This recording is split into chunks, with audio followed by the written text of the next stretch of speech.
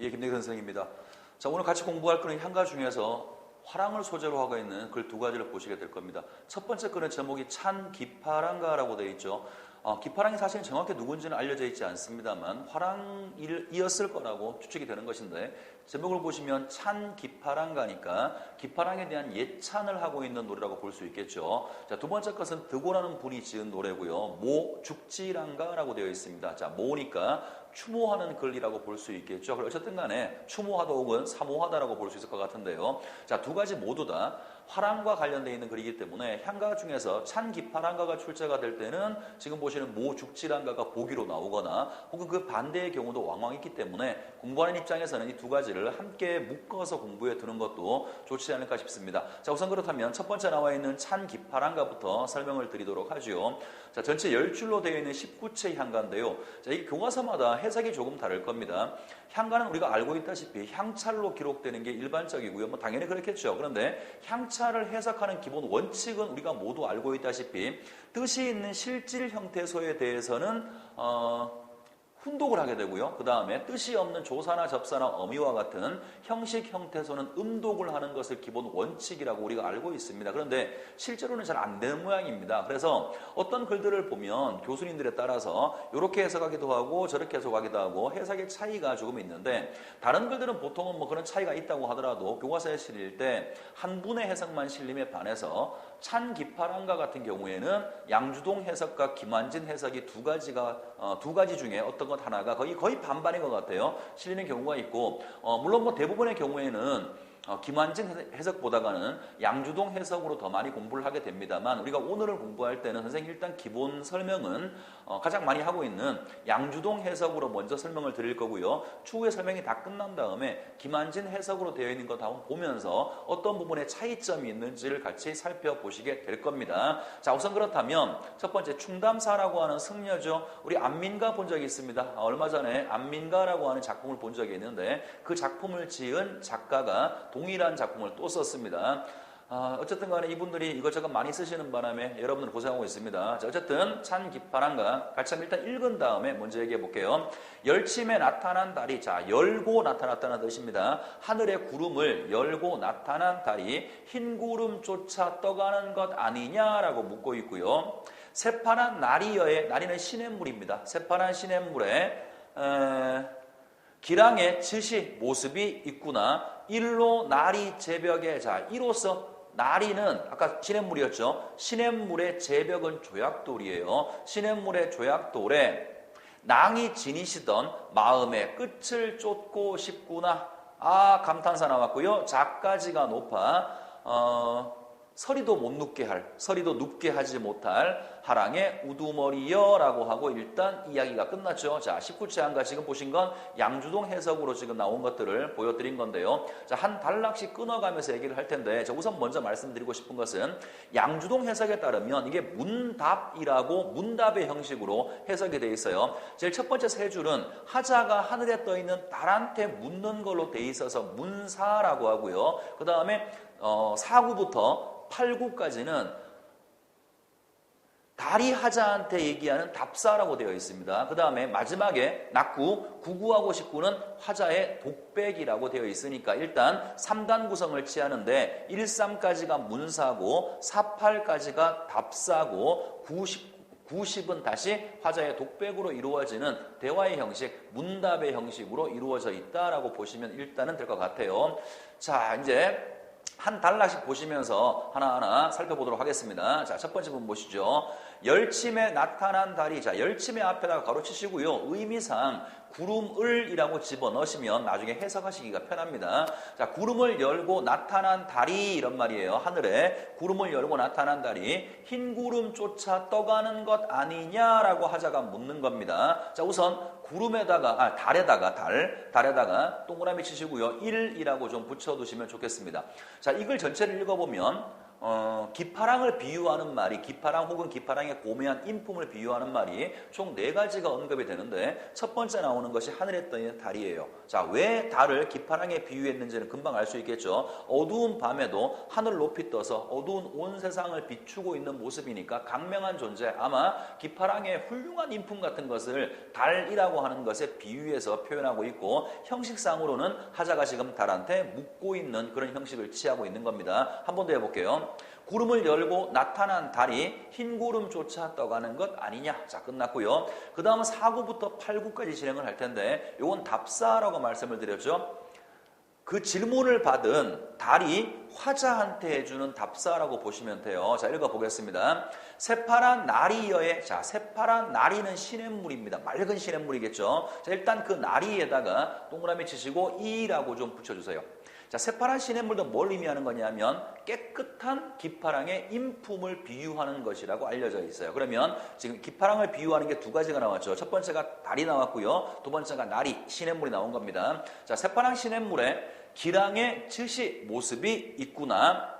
일로 나리 제벽에, 자, 일로는 이로써 뭐 1호부터 그 날이 시냇물에 있는 제벽은 조약돌이에요. 조약돌에 1호 나리 조약돌에 낭이 지니시던 마음의 끝을 쫓고 싶다. 자, 여기서 조약돌도 동그라미 치시고요. 제벽 동그라미 치시고 3이라고 붙여주세요. 달, 시냇물, 조약돌 3개가 나왔어요. 자, 조약돌은 이게 뭘 의미하느냐. 2가지로 나누어서 봅니다. 일단 조약돌에 단단한 성격에 초점을 맞춘다면 기파랑의 강직한 성품을 얘기한다라고 얘기하고요. 자, 또 하나의 의미는 조약돌은 물가에 있는 거기 때문에 하나에 이렇게 고정되어 있는 돌처럼 뾰족뾰족한 돌이 아니라 물에서 굴러다니면서 둥글둥글한 모습이 되죠. 그래서 기파랑의 원만한 인품을 비유한다라고 얘기하기도 해요. 그래서 어떻게 보느냐에 따라서 의미가 조금 달라집니다만 단단한 속성에 주목한다면 기파랑의 강직한 인품, 그 다음에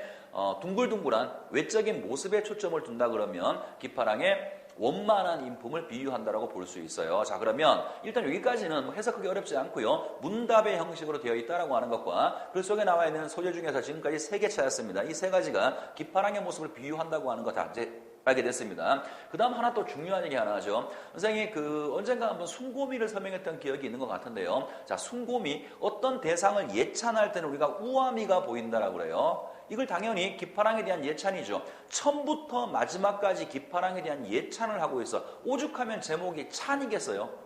찬 기파랑 거잖아. 기파랑을 예찬한다라고 하는 노래니까 처음부터 마지막까지 어떤 대상의 아름다움, 뭐 내적이든 외적이든 간에 어떤 대상의 아름다움을 예찬하고 있는 것이니까 일단 기본적으로 이거는 우아미를 가지고 있어요. 그런데 우아미로 끝나는 것이 아니라 지금 읽었던 부분의 마지막을 보시면 8구를 보시면 그러한 강직하고 깨끗하고 원만하고 강명한 존재인 그러한 기파랑의 마음의 끝을, 그런 모습을 내가 쫓고 싶다라고 말하죠. 그렇다면 나도 기파랑처럼 되고 싶다라고 하는 실현 의지가 들어가지, 이럴 때 우리가 숭고미가 느껴진다라는 말을 써요. 그러니까 저 부분에서 보여지는 미의식이 뭐냐라고 묻는다면 숭고미라고 답할 수가 있겠죠. 나중에 여러분들이 이제 가사로 넘어가서 간동별고 공부할 때도 미의식에 관한 이야기를 한 번 더 언급을 하게 될 텐데요. 그때도 같은 방법으로 얘기를 할 겁니다. 어떤 대상을 예찬으로 끝나는 것은 우아미다. 그 우아미에서 한 발짝 더 나가서 그렇게 되고 싶다라고 하는 실현 의지를 보이는 것은 숭고미라고 하는 것이니까 일단 미의식의 2가지 먼저 알아두시면 좋겠습니다. 자, 이제 마지막 낙구로 갑니다. 낙구는 화자의 독백입니다. 자,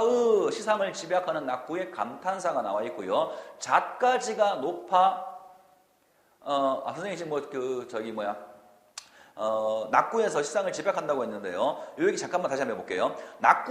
시주에서 낙구는 시상을 집약하는 게 맞습니다. 그런데 자꾸 지금 물으셔서 그런데 제망매가 같은 경우에는 낙구에서 시상을 집약하기도 합니다만 낙구에서 아까 이전에 나왔던 슬픔이 그 다음에 극복 의지로 바뀌는 것이니까 시상을 전환한다라는 말을 쓰기도 했죠. 제망매가에서만 그래요. 그리고 지금 보시는 찬 기파랑가라든가 나머지 것들에서는, 여러분이 보시게 될 나머지 것들에서는 시상을 전환하는 건 아마 제가 안 나오는 것으로 알고 있고요. 시상을 전환하는 것은 제망매가만 그렇고 여기서는 시상을 집약하는 구실을 하고 있다라고 볼 수 있어요. 물론 제망매가도 시상의 집약의 기능이 있습니다만 그거 플러스해서 시상 전환을 하나 더 말씀을 드린 거고, 지금 보시는 찬 기파란가는 시상을 전환하고 있지는 않습니다. 다시 봅시다. 자, 잣가지가 높은 잣가지. 역시 기파랑의 모습을 비유하는 거니까 동그라미 치시고 4 붙여놓으시면 돼요. 자, 뭔가 높이 있는 것. 당연히 달처럼 지상에 있지 않고 이렇게 높이 떠 있는 거니까 틀림없이 뭔가 고매한 걸 상징하겠죠. 자, 맞아 읽어보고요. 잣가지가 높아 서리가 못 누울, 서리가 눕게 하지 못할. 화반이라는 말은 화랑의 우두머리라는 뜻입니다. 여기서는 기파랑을 가리키는 말이겠죠. 마지막 부분에 설이라고 하는 게 나왔는데요. 자, 일반적인 의미겠죠. 시련, 고난 같은 것을 상징하는 것이니까 시련, 고난에도 끄떡하지 않는 높은 잣가지와 같은 존재. 그래서 기파랑의 모습을 네 번째로 비유하고 있는 거고, 이 높은 잣가지도 뭐 굳이 기파랑이 어떤 모습이냐? 시련, 고난에 흔들리지 않던 강직하고 고매한 인품을 상징한다. 이렇게 말할 수도 있을 것 같아요. 자, 지금까지 해석해 본 게 양주동 해석판으로 해석을 해본 겁니다. 살짝 한번 정리해 볼까요? 하자가 달한테 묻는 문사, 달이 하자한테 답하는 답사, 마지막 하자의 독백으로 되어 있는 문답의 형식으로 구성이 되어 있다. 이게 하나 있었고, 그 다음에 기파랑의 모습을 비유하는 것, 기파랑의 고매한 인품을 비유하고 있는 것이 하나, 둘, 셋, 넷, 아까 달이 있었고요, 시냇물이 있었고, 조약돌이 있었고, 마지막에 잣까지 있었죠. 자, 총 4가지가 나온다. 기본적으로 하자가 대상을 바라보는 태도는 예찬적인 태도를 바탕으로 하고 있다. 자, 이 정도가 이제 우리가 이 글 속에서 볼 수 있는 부분이고요. 자, 그 다음에 가시면, 그 다음 이제 지금 보시는 부분이, 요거는 같은 그 원문을 가지고 해석을 한 건데, 해석이 다르죠. 이거는 김완진이라는 분이 해석을 한 것인데요. 요것도 교과서에 따라서 조금씩 이제 요것도 실리는 경우가 있기 때문에 선생님이 한 번에 설명드릴 때 함께 설명을 드리는 거고, 최근 어떤 학교 문제를 봤더니, 양주동 해석이 원문에 나오고요. 보기에다가 지금 여러분 보고 계시는 김완진의 해석을 보기에 준 상태에서 요 두 개를 어떤 차이점이 있고 어떤 공통점이 있는지 한번 살펴보라는 문제가 출제된 적도 있으니까 요 기회에 어떤 내용인지 한번 훑어보도록 하겠습니다. 일단 먼저 읽어보도록 할게요. 흐느끼며 바라보매, 자, 처음부터 완전히 해석이 다르죠. 흐느끼며 바라보매 이슬 밝힌 달이 흰 구름 따라 떠나간 언저리에 모래 가른 물가에 기랑의 모습이 있을 수풀이요. 이론의 자갈벌에서 낭이 지니시던 마음의 끝을 쫓고 있노라. 아우 잣가지가 높아 눈이라도 덮지 못할 꽃가리여 라고 되어 있어요. 뭐 거의 대부분 비슷한데 부분적으로 다른 점이 있고요. 일단 명확하게 다른 점은 이 글에서는 문답으로 보지 않습니다. 그냥 화자의 독백이라고 보는 거지 하자와 달 사이의 문답이라고 보지 않는 게 일단 하나가 있고요. 자, 첫 번째 세 줄을 먼저 볼게요. 흐느끼며 바라보매 이슬 밝힌 달이 흰 구름 따라 떠나간 언저리라고 되어 있죠. 그죠? 여기서 달은 또 동그라미 씩 1 붙여놓으세요. 달은 지금 한번 생각해봐. 읽으면서 생각해보세요. 달이 이미 떠나간 언저리라고 했으니까 달은 지금 내 곁에 없는 거죠. 내가 달을 보고 있는 게 아니에요. 아까 양주동 해석에서는 화자가 하늘에 떠있는 달을 보고 물었잖아요. 지금 본 이거는 이 달은 지금 현재는 없는 거예요. 떠나가 버린 거죠. 자, 강명한 존재였는데 지금은 떠나가고 그의 흔적만 남아있어. 뭘 상징할까요? 당연히 기파랑을 상징하는 거라고 볼 수 있겠죠. 광명한 존재. 자, 그리고 아까 우리 처음 봤던 글은 구름을 열고 나타난 달이라고 처음 시작했는데 여긴 지금 흐느끼며 바라본다라고 했죠. 왜 흐느끼는 거죠? 기파랑은 이미 죽고 없는 상태인 거죠. 그러니까 아까 우리가 봤었던 찬 기파랑과 양주동의 해석도 마찬가지로 기파랑은 이미 죽은 사람이에요. 그 죽은 기파랑을 그리워하면서 난 그 사람의 마음의 끝을 쫓아가겠다라고 혹은 그 사람처럼 살겠다라고 다짐하는 시잖아요. 크게 보면 그것도 추모시라고 볼 수 있죠. 죽은 사람을 그리워하는 시니까 크게 본다면 추모시라고 볼 수 있는데 양주동 해석에서는 추모시였지만 글 속에 애상감이 1도 없어요. 죽은 사람을 그리워하며 슬퍼하는 내용이 1도 포함되어 있지 않다고. 근데 반면에 지금 보시는 김한진의 해석을 따르면 내가 사모하던 그 사람이 지금 죽고 없고 그 달처럼 가고 없고 흔적만 남은 상태야. 그러니까 김한진 해석에서는 지금 흐느낀다라고 하는 하자의 애상감이 표출되어 있죠. 일단 처음부터 하나 다른 점이 있습니다. 양주동 해석에서는 전혀 애상감이 보이지 않습니다만 지금 보시는 김한진의 해석에서는 현재 상황에 대한 부재하는 대상, 기파랑에 대한 예상감이 지금 하나 포함되어 있다라고 볼 수 있고요. 또 공통점은 달이라고 하는 소재를 통해서 기파랑의 모습을 표현하고 있는 거니까, 기파랑의 모습을 상징하고 비유하고 있는 것이니까 그런 점에서는 또 공통점이라고 볼 수도 있겠네요. 자, 한 번 더 읽어보고 다음 단락으로 넘어갑니다. 흐느끼며 바라보며 이슬 밝힌 달이 흰 구름 따라 떠나간 언저리에 모래 가는 물가의 기랑의 모습이 있을 수풀이여. 자, 수풀 동그라미 치시고 이 써보세요. 자, 뭔가 우뚝이 솟아있는 그 수풀 마찬가지로 보통 사람들보다 우뚝히 높았던 인물, 기파랑을 비유하는 거라고 볼 수 있어요. 아까 우리가 봤던 양주동 해석에서는 맑은 시냇물을 기파랑의 모습을 비유한다고 봤죠. 여긴 그렇게 보는 것 같지는 않고요. 시냇물은 그냥 내가 지금 기파랑을 그리워하며 서 있는 하자가 있는 공간으로만 그려지고 있는 것 같아요. 자, 또 그 다음으로 가보겠습니다. 이론의 자갈벌에서 낭이 지니시던 마음의 끝을 쫓고 있노라. 자, 또 하나 다른 점이 나왔어요. 아까는 자갈벌, 단단한 조약돌이라고 하는 것이 기파랑의 모습을 비유하는 거였죠. 지금은 어때요? 기파랑의 모습을 비유하고 있는 게 아니라 내가 지금 화자가 있는 공간으로 그려지고 있는 게 자갈벌인 것이니까 조금 차이가 있죠. 뭐 워낙 지금 내가 몇 분 안 됐습니다만 이 강의하면서 계속 반복해서 말씀을 드려서 귀에 아주 인이 박혔을 텐데, 첫 번째 봤던 양주동 해석에서는 하늘의 달, 맑은 시냇물, 조약돌, 작가지 이 네 가지가 기파랑의 모습을 비유하는 것이었다면, 지금 보는 양주동 해석에서는 다른 공통적으로 기파랑을 비유한 게 맞습니다만 나머지는 기파랑을 비유한다고 보지 않고 두 번째 수풀이라고 하는 양주동 해석에서는 없었던 소재 하나가 들어와서 요게 기파랑의 모습을 비유하는 거다라고 이렇게 되어 있습니다. 그리고 시냇물하고 조약돌은 기파랑의 모습을 비유하는 게 아니라 내가 지금 있는 화자가 있는 공간으로서의 성격만 갖는다고 보시면 돼요. 자, 이제 마지막 갑니다. 마지막 하기 전에 하나 빼먹었네요.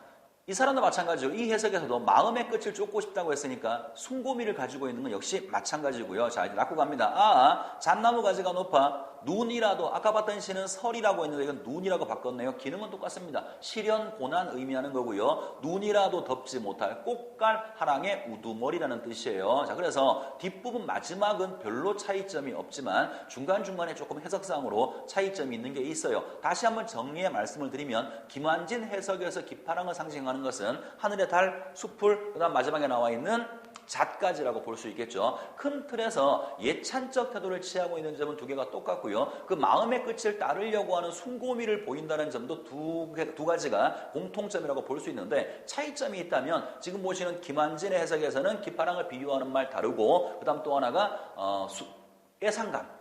제일 처음 시작할 때 흐느끼며 내가 바라보고 있다. 기파랑을 그리워하면서 흐느끼고 바라보고 있다는 부분이 들어가기 때문에 예상감이 조금 더 부각되어 있다고 볼 수 있습니다. 자, 한번 정리해 보도록 하겠습니다. 자, 기파랑이라는 하랑의 높은 기상을 예찬하는 노래로 월명사의 제명매거와 더불어서 향가의 백미 뭔지 알죠? 가장 훌륭한 작품으로 평가를 받고 있다. 당연히 19체 향가고요. 성격은 추모적, 서정적이죠. 추모라는 말, 아까 말씀드린 것처럼 죽은 누군가를 그리워하며 쓴 시는 모두 다 추모적일 거니까 우리가 지금 봤던 이것도 마찬가지인데, 하나 기억하실 것은 첫 번째 봤던 양주동 해석에 따른다면 추모시이지만 예상감이 없다라는 겁니다. 자, 그 다음 넘어가시고 주제 볼게요. 기파랑의 고매한 인품에 대한 예찬. 이건 뭐 양주동 해석으로 보나 김한진 해석으로 보나 기파랑에 대한 예찬이라고 하는 것은 다른 점이 없습니다. 자, 의 볼게요. 대상가의 문답을 통해 예찬의 효과를 드러내고 있다. 양주동 해석에 따른다면 대상가의 문답을 하고 있는 것이고요. 향가 작품 중에 상징성과 서정성이 가장 돋보이는 작품이라고 했는데, 상징성은 보다시피 기파랑을 비유하고 있는 소재들이 있었죠. 그러한 소재들이 기파랑의 모습을 대신 보여주는 거니까 상징성이 뛰어나다라고 말할 수가 있고, 자, 마지막 세 번째, 추모시이지만 예상감이 드러나지 않는다. 무엇을 기준으로 하면 양주동 해석을 기준으로 했을 때, 그래서 지금 이제 이 슬라이드에 선생이 핵심 정리라고 요약 정리라고 적어놓은 부분은 주로 양주동 해석을 바탕으로 했을 때 이러한 요약 정리가 나온다라는 겁니다. 자, 두 가지 비교했으니까 공부하실 때 차근차근 잘 봐두시고요. 자, 그 다음 넘어가서 모죽지랑가로 갑니다. 자, 이거는 말 그대로 추모하다, 사모하다 이런 말이니까 죽지랑에 대한 이야기인데, 선생이 지금 추모하다, 사모하다라고 말을 했죠. 자, 뭐를 얘기하기 위한 거냐면요, 이 시가 정확히 죽지랑이라는 화랑이 살아있을 때 쓴 글인지 아니면 이분이 돌아가신 다음에 그분을 추모하여 쓴 글인지 분명하지가 않아요. 그래서 해석도 보통은 이 두 가지로 다 가능한데 일반적인 해석은 돌아가신 다음에 추모하며 쓰는 거라고 알려져 있습니다만 아주 예외적으로 어떤 책에서는 다시 생전에 살아 계실 때 기파랑을 사모하며 쓴 그런 시라고 볼 수 있어요. 뭐 이거는 아예 해석 자체가 다른 건 아니니까 상황 자체가 달라지면 어떤 게 달라지는지는 일단 먼저 돌아가신 다음에 썼다라는 걸 전제로 하고 먼저 해석을 해본 다음에 그 다음 제일 마지막 부분에 정리할 때 돌아가시기 전에 썼다라고 가정한다면 무엇이 달라지는가? 자, 그렇게 한번 정리를 하면서 수업을 진행해 볼게요. 자, 우선 첫 번째 읽은 다음에 또 단락씩 끊어서 봅시다. 자, 간봄을 그리워하며 모든 것이 울며 시름에 잠기는구나. 아름다움을 나타내신 모습에 살쫌 주름살을 지니려고 하는구나. 눈 돌릴 사이에 만나보게 되오리. 낭이여 그리는 마음이 가는 길 다북쑥 우거진 굴허에서 만날 날이 있으리. 얘는 8, 9채 한가네요. 자, 이제 하나씩 끊어서 보겠습니다. 간봄 그리워함에 모든 것이 울며 시름에 잠긴다. 자, 간봄은 기파랑과 함께 하던 시절, 미안합니다. 죽지랑과 함께 하던 시절을 얘기하는 거죠. 자, 지금 상황은 죽지랑이 돌아가신 다음에 쓰였다라고 선생님 전제를 했어요. 그러니까 여기서 봄이라고 하는 것은 죽지랑이 죽기 전, 죽지랑과 함께 하던 시절을 얘기하는 거예요. 자, 그런데 지금 죽지랑이 죽었으니까 그게 지나간 봄이 되는 거죠. 봄을 죽지랑과 함께 하던 시절이라고 본다면 지나갔다라고 표현했으니까 간봄이라고 하는 것은 죽지랑이 죽은 다음의 상황을 얘기하는 거겠죠. 그래서 자, 지나간 봄, 그 봄을 내가 지금 그리워함에 모든 것이 울며 시름에 잠겨. 나뿐 아니라 내 주위에 있는 모든 것이 그 죽지랑을 그리워하면서 시름에 잠긴다. 감정이입의 표현 방식을 쓰고 있죠. 자, 감정이입 선생님이 나올 때마다 말씀을 드리고 있는데 감정이입을 판단할 때는 두 가지 공식을 가지고 보는 겁니다. 첫 번째, 주관적 정서가 포함되어 있는가 봐야죠. 자, 보세요. 울며 시름에 잠긴다. 주관적 정서 있죠. 이게 있다고 무조건 되는 것이 아니고요. 자, 두 번째, 화자의 정서와 일치해야 됩니다. 화자도 지금 죽지랑을 그리워하면서, 미안합니다. 죽지랑을 그리워하면서 슬퍼하고 있는 거고, 똑같이 내 주위에 있는 모든 것들이 나랑 같은 감정으로 죽지랑을 그리워하고 슬퍼하고 있는 것이니까 두 번째 조건도 충족하죠. 다시 주관적 정서가 나와야 된다. 화자의 정서와 일치해야 된다. 그러니까 이런 공식을 대입시킨다면 모든 것이 울며 걱정에 잠긴다라고 하는 것은 감정이입의 방식이 쓰였다라고 볼 수 있죠. 자, 그 다음에 아름다움을 나타내신 모습에 살쫌신이죠. 자, 요거는 요 두 줄은 과거의 모습을 회상해 보는 거예요. 죽지랑이 돌아가시기 전에, 자, 젊었을 때는 그 아름다운 모습이 있었는데 그 모습에 주름살이 생기려고 하는구나. 죽지랑의 노년기를 바라보던 하자의 안타까움을 표현하고 있는 거예요. 다시 해볼게요. 죽지랑이 지금 늙어간단 말이야. 젊었을 때부터 전쟁터에 같이 나가서 신라가 삼국통일을 할 수 있도록 함께 싸웠던 사람이야. 그 멋졌던 사람이 이제 늙으니까 그 아름답던 얼굴에 주름살이 보이려고 하는구나라고 말하고 있는 것이니까 요 두 줄은 죽지랑의 노년기를 회상하면서 안타까움을 보여주고 있는 거라고 볼 수 있죠. 하자의 정서, 자, 또 다르게 한번 표현해보죠. 옛날에는 어마무시한 영웅이어서 칼 하나 들고 전쟁터를 누비던 영웅이었는데 지금은 그냥 늙은이야. 주름살이 보이려고 하네. 무상감이죠. 인간이 영원하지 않다라고 하는 삶의 무상감을 표현하고 있다라고도 말할 수가 있어요. 자, 그리고 또 다른 방향으로 해석을 해본다 그러면 아름다움이 나타난 즉시가 그 아름다움이라고 하는 것은 죽지랑의 내면이라고 볼 수 있겠죠. 훌륭한 인품을 가진 아름다운 인품을 가지고 있던 그 모습이 겉으로 드러나 있던 그 멋졌던 모습에 주름살이 생기려고 하는구나. 이런 식으로 세월의 무상감 혹은 안타까움을 표현하고 있는 게 두 번째 단락이라고 볼 수 있고요. 자, 그 다음은 이제 미래의 이야기를 할 겁니다. 눈 돌칠 사이에 맞보 앞뒤 지소리 말 되지기 어려운데요. 처음에 나와 있는 그 눈 돌칠 사이는 사실은 그게 지금도 해석이 좀 분분합니다만 그냥 문맥에 맞게 해석을 해볼게요. 눈 돌릴 사이에, 눈 깜짝할 사이에 곧 순 이런 말이겠죠. 그러니까 이런 말이겠네. 곧 만나보게 되오리 제외의 소망을 말하고 있는 거죠.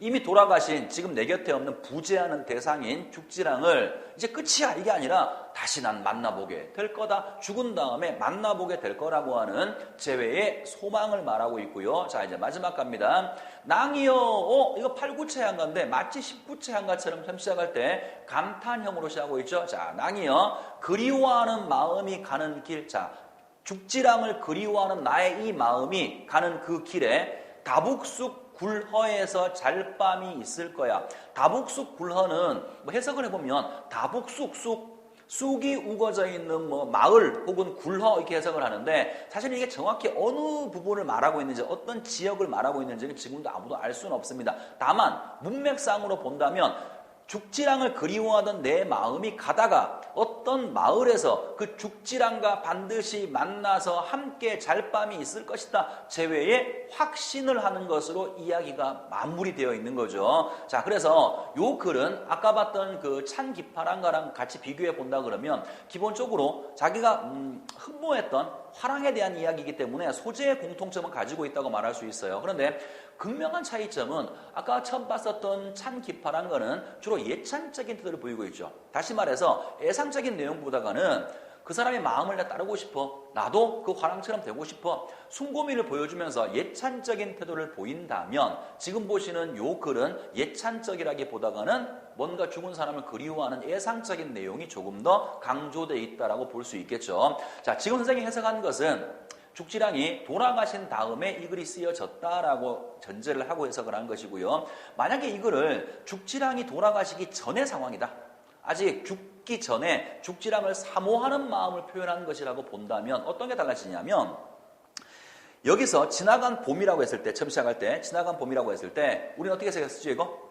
죽지랑이 죽기 전에 나와 함께 하던 시절이죠. 근데 살아있는 거라고 가정을 해본다 그러면 지나간 봄은 우리가 전쟁터에 나가서 힘 있는 모습으로 살았을 때 우리의 어떤 전성기를 말하는 거죠. 그래서 그 전성기가 다 지나고 화랑이 힘이 빠져서 그 상황을 지금 되게 안타까워하면서 다북쑥 굴허에서 잘밤이 있을 거야. 다시 우리가 옛날처럼 전성기를 누릴 수 있을 거야. 이렇게 해석할 수도 있겠죠. 그래서 뭐 큰 틀에서 차이는 없습니다만 살았느냐 죽었느냐를 가지고 본다 그러면 하자가 지향하는 대상의 모습이 지향하는 어떤 세계의 모습이 조금 다르게 나타난다라고 볼 수가 있을 것 같아요. 자, 그러면 핵심 정리해 볼게요.